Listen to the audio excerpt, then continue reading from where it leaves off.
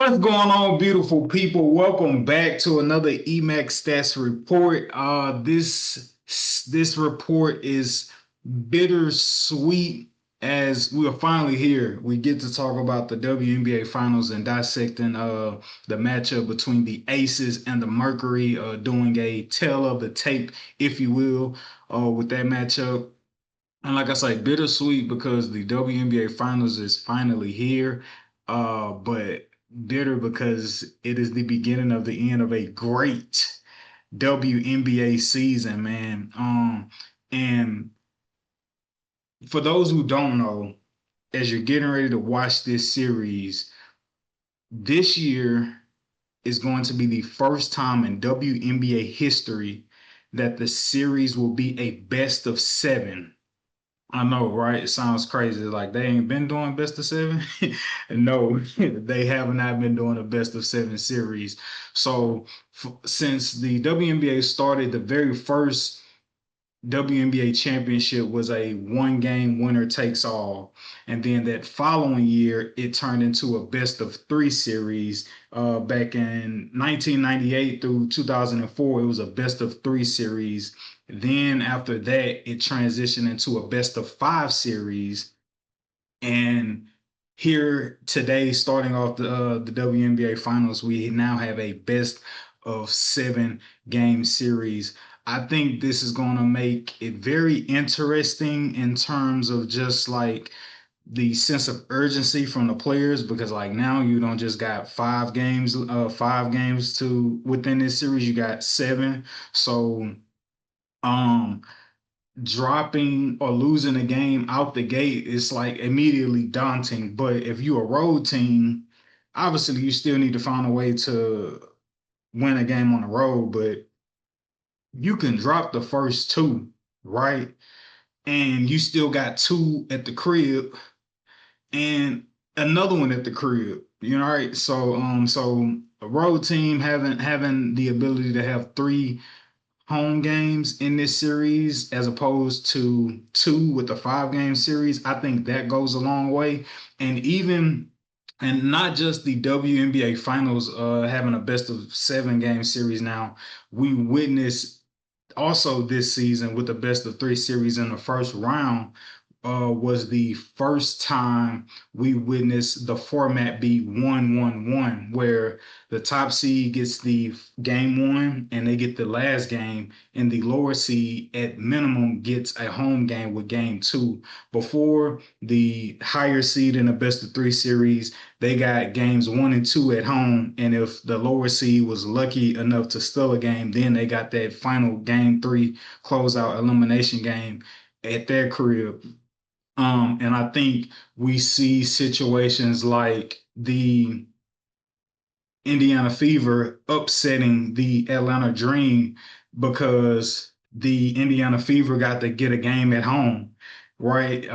You get to be in front of your home crowd. Maybe the higher seed doesn't play that great on the road, so that can work to your advantage as well. And then after that, if you can get one game at the crib and you got to go back on the road for an elimination game of game three, and it's winner takes all. I know if you're a lower seed, you're gonna take your chances, but having the a chance, having the ability um, to get at minimum a home game in a best of three series, with it being 1-1-1, as opposed to two games, two consecutive games for the higher seed, and then the lower seed only gets the final game if they make it. I think we saw the benefits of that and how exciting it makes the series all the more when we know both teams in a series get a home game in front of their fans. So shout out to the WNBA for just like making that adjustment. I think you could possibly rewrite history. You could really and truly probably rewrite history for a lot of scenarios and series if the format had always been 1-1-1 as opposed to 2-1. And if you're a casual and you're not familiar with the WNBA format and me like just spewing out these numbers, forgive me, but I hope I explained it fairly well for you. Um, But yeah, man. So again, the WNBA playoffs for the first time in WNBA history is going to be a game 7 series, making it like all the other prominent sports that we love to follow with baseball and so forth and hockey. Obviously the NFL not so much, but yeah, man, we get a game 7. Aces get the first two home games, which would have happened anyhow had it been a best of 5 like it has been in previous years. Mercury get games 3 and 4 at their crib, and then from that standpoint, it goes Aces home court, Mercury home court for game 6, and then the Aces, if necessary, will have game 7 on their home floor. Um, I'm nervous because I like to bet on the WNBA from time to time. Well, if not from time, I like to bet on the WNBA, and you could find great value in betting with these sense of urgency playoff games, with it being a short best of 5 or best of 3. But now it's game 7. You could take your foot off the gas. You can afford to pull your starters in a blowout game because you like, hey, we can get them back at our crib. Those types of situations that you got to be careful and cautious of if you're betting. And also too, like, how does this switch up and change the dynamics for the head coaches? How much does it change or maybe not their philosophy, but just like their strategy with knowing, hey, it's a best of 7 game series as opposed to a best of 5? Like, do you open up the rotation or do you keep the rotation short? How are you going about trying to carefully utilize your roster with a 7 game series? And God forbid, right? An extra game, somebody gets injured, then what happens? Then what are you looking at, right? But nonetheless, a game 7 series for this year's WNBA finals, I think is gonna make for a great historic championship finals run.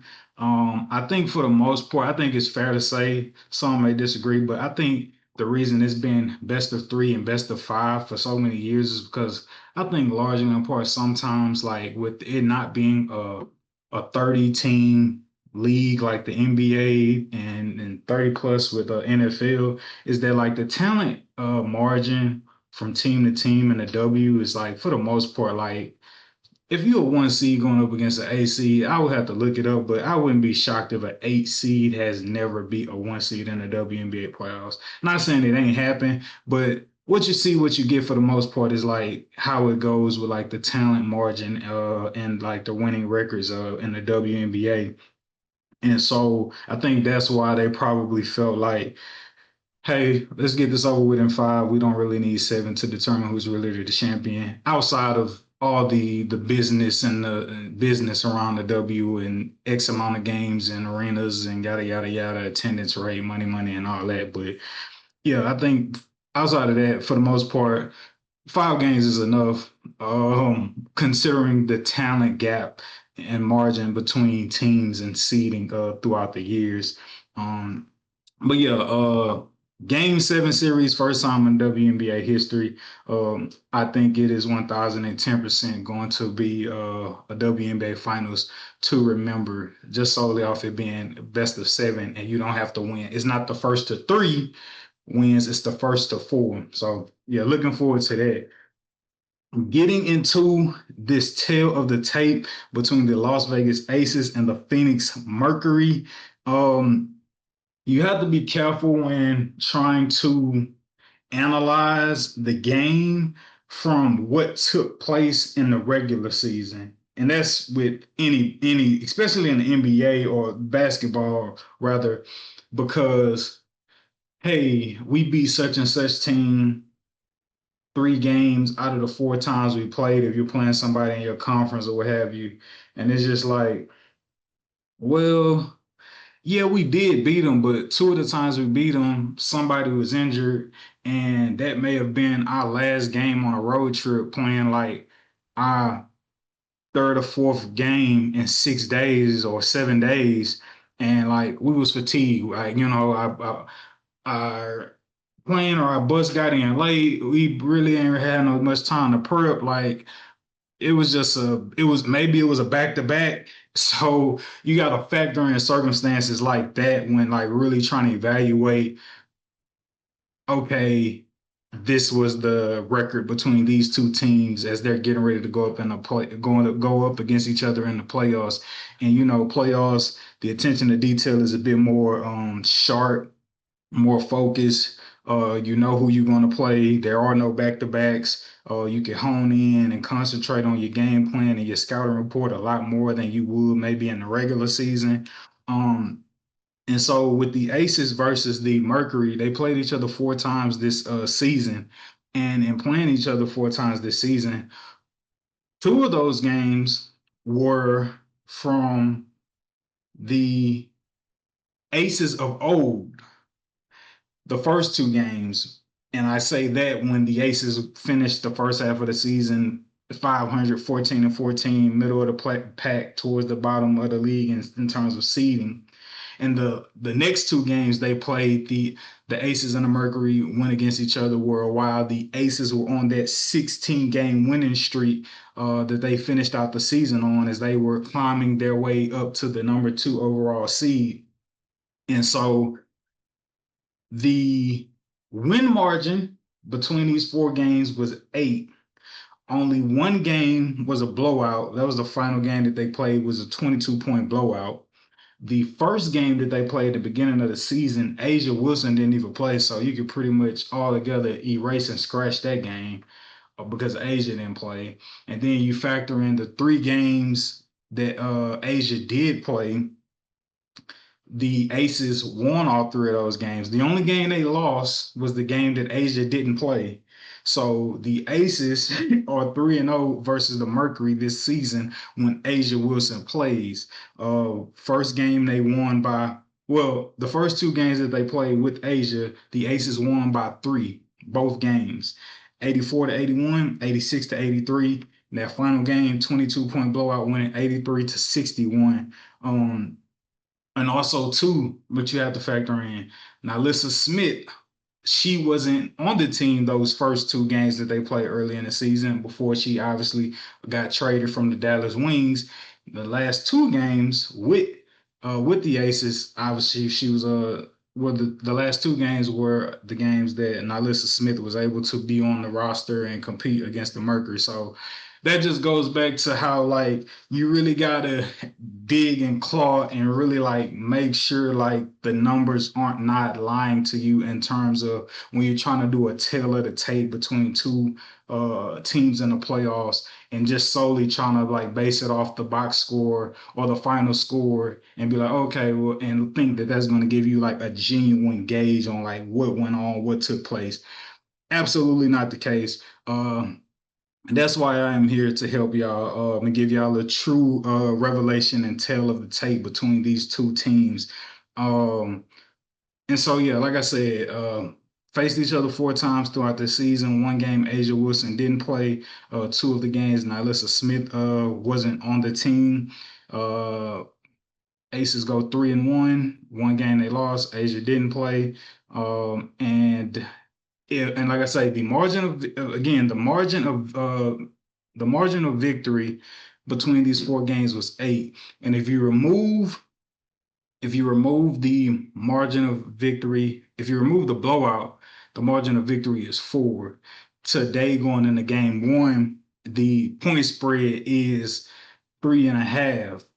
So I think we got some really close games on our hands. I think we have some really close games on our hands. Uh, I know we probably do for like one or two blowouts. I know that that's like going to be it's going to be what it's going to be. Again, the sense of urgency may not be there with it now being a 7 game series, but hopefully, prayerfully, game one isn't a blowout. And so yeah, um, these two teams leaders in Asia Wilson and Alyssa Thomas. They're both the head of the Snakes for their teams. They both were in the MVP race. Obviously, Asia ended up winning it. Um, and it doesn't sound cute to say, It does not sound cute to say. Nonetheless, I do believe it is a fair question to ask. And that question is,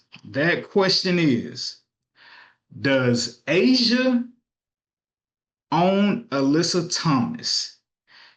I'm gonna let it breathe. I know y'all probably feel like it's disrespectful, but like we have to address it. We have to address it. Does Asia Wilson own Alyssa Thomas? They have an all-time record, 26 games, all-time record. Asia has beat Alyssa Thomas led teams, Alyssa and her teams, 17-9.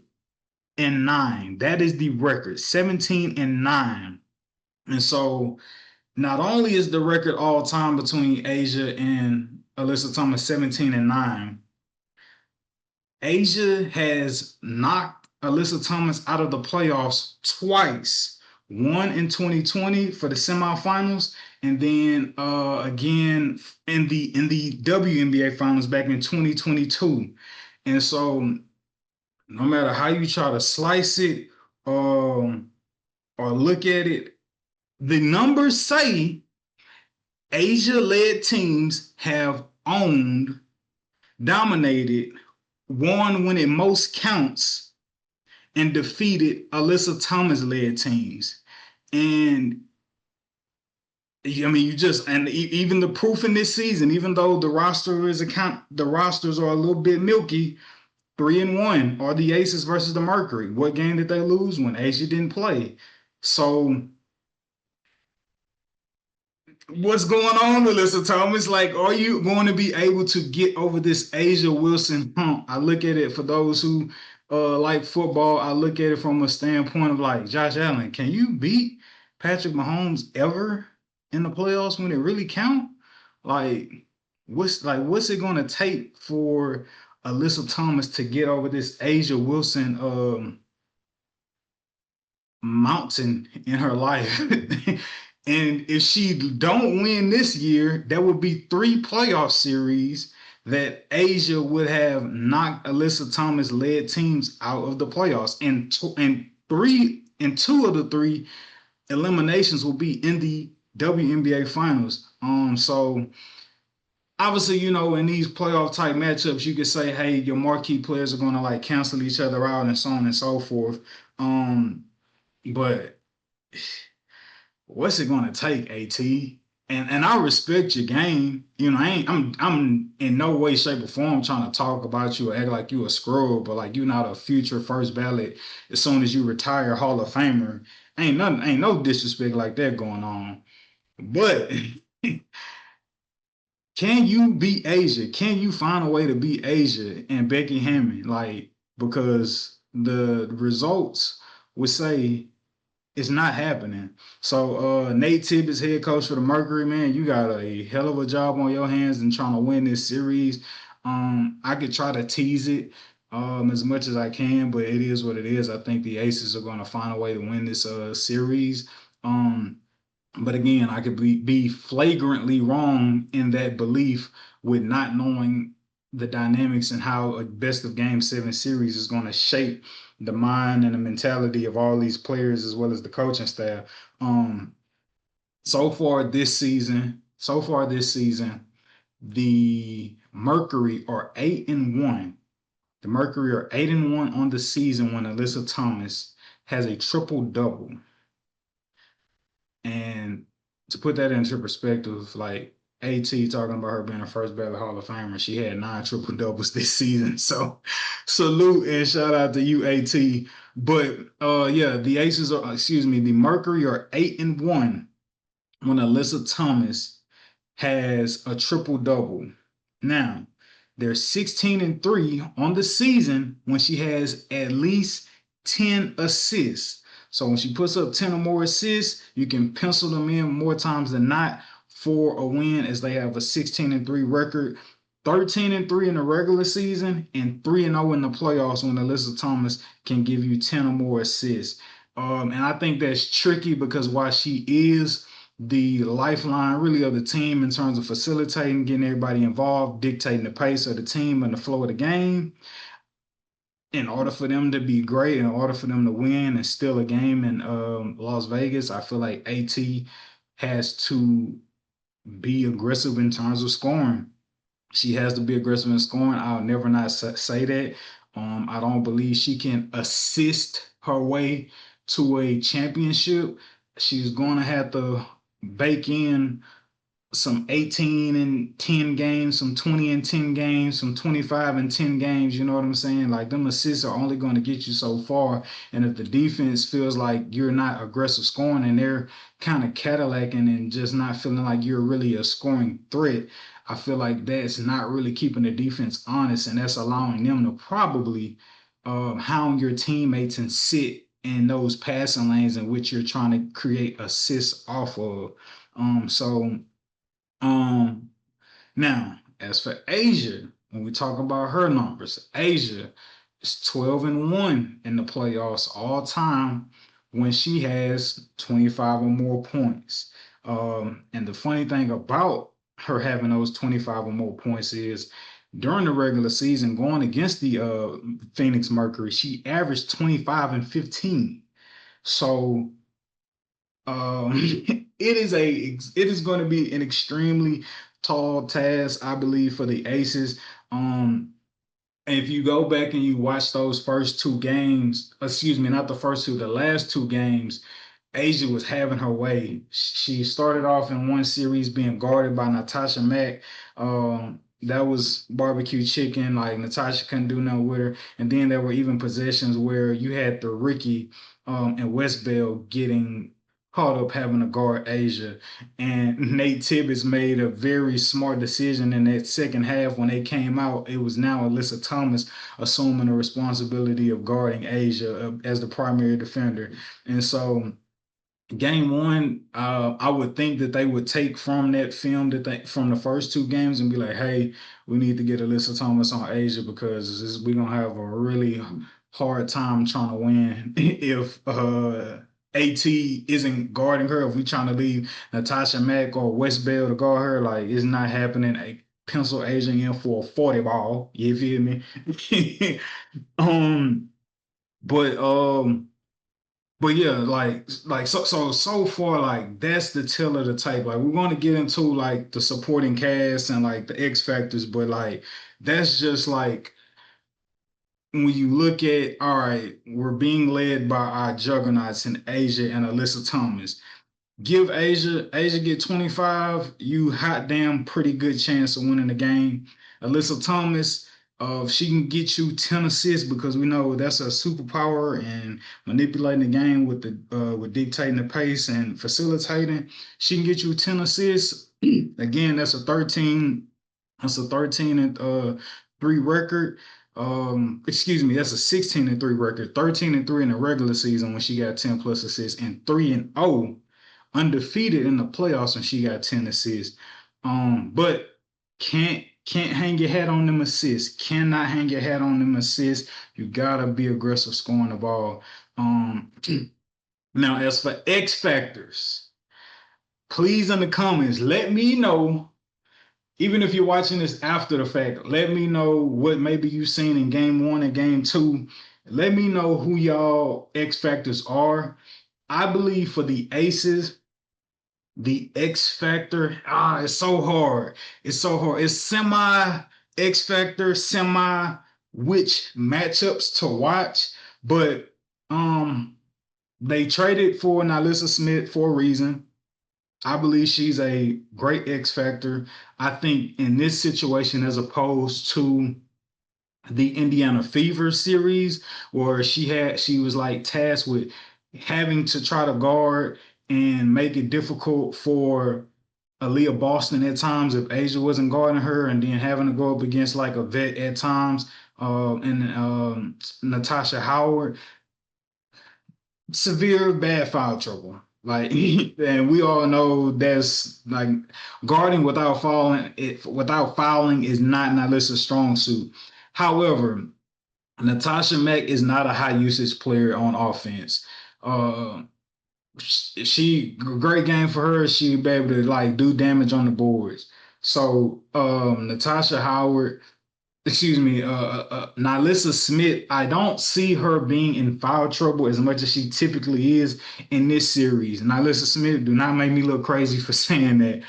But when she gets out of foul trouble, man, she gives the Aces extremely quality minutes. Um, I think her presence on the floor with her being young, she's able to run up and down with them. If they want to go small ball, she can shoot. She can shoot the ball at a decent clip. She can rebound. And I think that like she should flourish in this series because like she doesn't have like the responsibility of like there's no like the Ace, excuse me, the Mercury are not in any way, shape, or form about to win this series through they are not about to win this series through Natasha Mack. Not happening. Not even a little bit.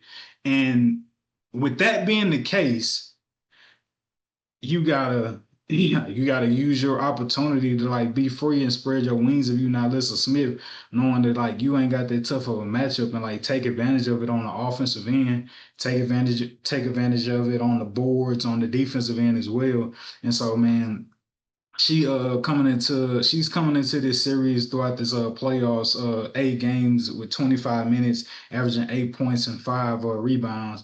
I could see her averaging 12 points and like 8 rebounds in this series. And again, if she can give you quality minutes for whatever reason when Asia has to go to the bench, or she can give you quality minutes to where if they want to overload on Asia, she could be right there to like flash to the open spots on the floor, make shots, run the floor, get those assists from Chelsea Gray and Jackie Young.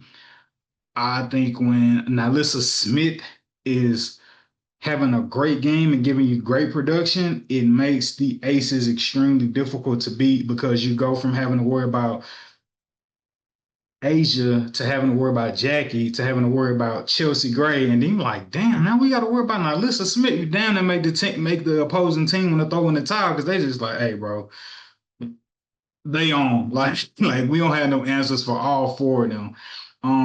So yeah, so I would say that's my X factor for the Las Vegas Aces. Now, as for the Mercury, my X factors are I think you need Kalia Copper to be as consistent in this playoff run than she has ever been. I think you need her to be all that she can be. She um she struggles with her shot at times. She struggles with her shot at times. And it could just be with her one day. It could be with her and be with her without the next. As they say, like it's a make or miss lead, and that definitely could be the case for like Khalil Copper, man. She's coming into this postseason, right? Khalil Copper averaging 15 points in this postseason, right? And I still don't feel like she's playing her best basketball. That's how good I think she is. And I think that considering the firepower and the experience that the Aces have, let's not get it fucked up, okay? Kalia Copper is a WNBA champion and a WNBA Finals MVP. So she got the experience of what it's like playing in the finals, and she got the experience of knowing what it needs to be to rise to the occasion, being consistent and being there for your team. So if she could go from right now entering this finals appearance, averaging only 15 points, if she can go from, let's say maybe she averages 18, 20, why not? And you put on a good defensive performance in trying to disturb the offense continuity of the Aces and having to guard Jackie Young, we could witness Khalil Copper again be a WNBA Finals MVP. If she could put the clamps down and make it difficult on Jackie Young, selling out on defense, and also having enough energy on the offensive end to put up 18 points per game. She could do that. I think that puts Alyssa Thomas in a great spot to not have to be extreme full throttle with scoring, but still attacking nonetheless. and allow her to have that cushion to be like, okay, I can continue to facilitate because I got Kalia Copper over here being a dog. I'm expecting Satu Sabley to do what she's been doing. I believe that she's the number one option on the team. I don't expect her to slack. I've seen a game last series where she had like 0 or maybe 2 points in the first half, and then she ran off like 15 points in the fourth quarter or the second half. So like I'm expecting Satu Sabley to like rise to the occasion and like be there. But with um a dog and Kalia Copper having that experience, knowing what it takes to win, and I believe and I don't think she's really been playing her best basketball just yet. I think what better time than to shine than now. So Kalia Copper can do that, man. I think it'll make damn good for the Phoenix Mercury to make prove me wrong in picking the Aces to win. But but even if Kalia Copper does that, even if Chelsea Gray, excuse me, even if Kalia Copper does that, even if Satu Sabley does what she's supposed to do, and even if Alyssa Thomas does what she's supposed to do, let's say combined, that's only 60 points between them. Where are you going to get other help from? Where are you going to be able to go? Are you going to be able to win a game on the road? And they say in a series, especially a championship finals series, if you are the road team, your bench at some point has to be able to win you a game. They have to be able to win you a game. And we're not talking about a 5-game series no more. We're talking about a 7-game series. So at some point, one of these nights, just playing the law of percentages, Sabley, Kalia, and Dor, prayerfully not all three. Alyssa Thomas may be off. And in the event that they are off, what is the bench going to do for you? And then for another X factor, that is when I turn to the OG DeWanna Bonner. DeWanna Bonner, they traded for her for a reason. Um, Her minutes have been very like haven't been playing heavy minutes, you know what I'm saying, in this playoff run. She a OG, like got a lot of points and miles on her body, with how long she's been in the league. But what better time now for all the chicken on the table, all the marbles to let's rev up those minutes potentially in this in this final series and allow her to be our engine coming off the bench. So if Kalia Copper do what she's supposed to do and up in her game in this finals appearance, or she do what she's supposed to do, and then after that, you get phenomenal. I'm talking about sensational, unheard of, um, quality minutes from DeWanna Bonner. Man, I think to a degree, I believe the Mercury have to be a bit more perfect than the Aces in order to win this series. That's not to say the Aces don't have their work cut out for them, but I think again the Aces, excuse me, the Mercury more likely than not, I think need to be perfect to steal one of these games. They need to have a perfect game to steal one of these games, and I think a perfect game encompasses the DeWanna Bonner being great, possibly turning back the hands of time, coming off the bench, looking like she did back in her prime.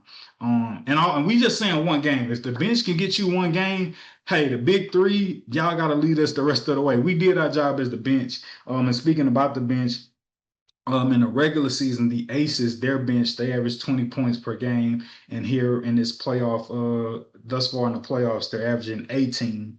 And for the Mercury, they average 25 points. I could be wrong, but I want to say they average the most in the excuse me, they average the most in the regular season of points coming off the bench for a team and averaging 25 points per game, which is like Obviously, that's great. I want to confirm it. Give me, I'm gonna do this in real time. I just want to confirm it. I'm gonna confirm this real quick. Could be wrong. No, I was right. The Phoenix Mercury, they averaged 25 points per game in the regular season. Their bench averaged 25 points per game in the regular season, and so far throughout this playoffs, they're averaging 20 points a game.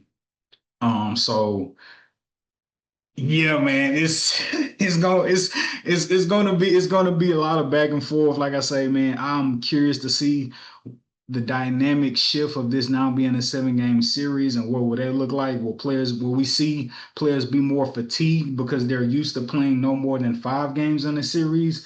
Could that come into play? Or could we, you know what I'm saying? Like shouts out to the Don Dada bucket getter and Kelsey Mitchell. We seen unfortunately like her body literally shut down on her because she was out there giving it her all, and as she said in her post, like I literally like went to the wheels fell off, and so definitely speedy recovery for her and looking for the Fever to come back strong next year. But like, do we see that because the series is extended? Is people catching cramps and you know what I'm saying and can't go and you know what I'm saying that hopefully bar injury like both teams get to stay fully healthy throughout this 7 game series. So yeah, man. That's what I would be looking at in terms of like who I'm going to single out to say, hey, y'all need to be the X factors, point blank, period. And another thing I want y'all to pay attention to is this series has three WNBA Finals MVPs: Asia Wilson, Kalia Copper, and none other than Chelsea Gray. And Chelsea Gray, I believe, is in a very, very sneaky position. I wouldn't go as far to say it's the win finals MVP because I think if the Aces win this series, it's going to be a clear cut reason that like Asia had a lot to do with the impact of them winning. But Chelsea Gray, if you go back and you watch the film, go back and watch those last 2 games. Chelsea Gray had a very, I don't know if you want to call it sneaky or low key. Um, I don't know how you want to say it. I don't know how you want to say it, but she had a very unique mix match in terms of having just like you got Jackie Young and Kalia Copper having to duel it out. You got Alyssa Thomas and um Asia having to like duel it out. Then you got Satu Saberly having to stay around the vicinity of a Nalissa Smith in terms of like on the defensive end for the Mercury, and maybe sometimes Satu she may switch on to Asia, right? If whether or not Alyssa Thomas is in foul trouble or not. And then that leaves alone Chelsea Gray to have a favorable matchup against Monique Akoa Makani. And if you go back and you just watch those games, you just like, damn, like, okay. Like, all right, Chelsea, I see you. Like, she getting off.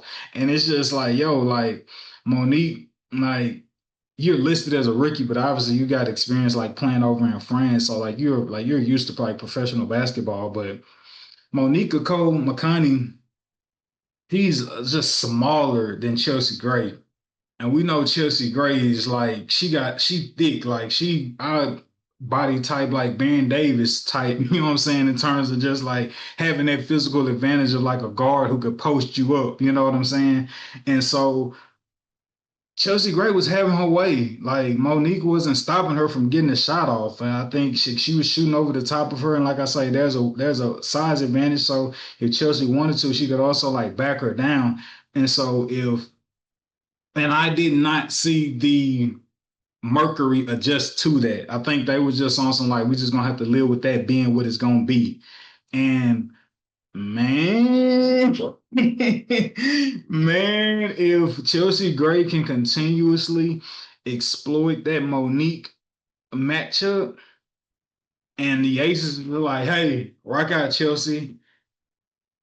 This I don't know where the Mercury find the answers from, right? Like I'm gonna live with Alyssa Thomas. I'm gonna live with Asia being able to get off and get a shot over anybody on that team. So I'm gonna take the Asia matchup. I'm gonna live with now, Alyssa Smith being able to run and have that freedom against Natasha Mack, I'm going to live with that matchup. I'm going to live with the matchup of Chelsea Gray being able to get her shot off whenever she wants against Monique. I'm going to take that matchup. And then, and we ain't even, and like, we ain't even talked about right now Jackie Young just being there when you need her, averaging 20 and 5 and shooting above 50% in these playoffs. Like she gonna have a work cut out for sure because we know Khalil Copper like ain't like no pushover. So like yeah, like, for sure Jackie gonna have to earn it, but Jackie is just like found like numerous amounts of ways, whether it be through her shot is falling or her getting to the free throw line and just being able to find a way to put the ball in the hole. Or if even not scoring 20, making timely baskets or making timely plays. You look at how she was able to go about making that timely rebound to get Aaliyah Boston fouled out as they was getting ready to go into overtime. Like Jackie Young is just gonna always find a way to make a timely play as well. And hell, if they come out sell out on Asia, I ain't gonna sleep on the fact that Jackie Young could step up and rise to the occasion. Mark her down for a Finals MVP. So yeah, man, this series is gonna be great, man. This series is gonna be absolutely great. That is, for the most part, man. That's pretty much the tale of the tape. Please make sure you hit that subscribe button, as we're gonna constantly be breaking down game one, game two, so on and so forth for the rest of this WNBA playoffs, WNBA season, and yeah, man. Let me know in the comments who y'all think gonna win this series and in how many games. Also, let me know who y'all believe is going to be the finals MVP and who y'all think the X factor is going to be. Let me know in the comments. Don't thank y'all, beautiful people, for listening to me. My name is Edward, named after a great man, that being my pops. Shout out to my mama and my granny too. Yeah, don't just support this page, this channel. Make sure you also go follow and subscribe and like the Respect the Game podcast page as well. Uh, and that is the Emcstats report for today, WNBA Finals Tale of the Tape edition. And I will see you pretty much. I'll post something after game one, and I'll see you on the next report.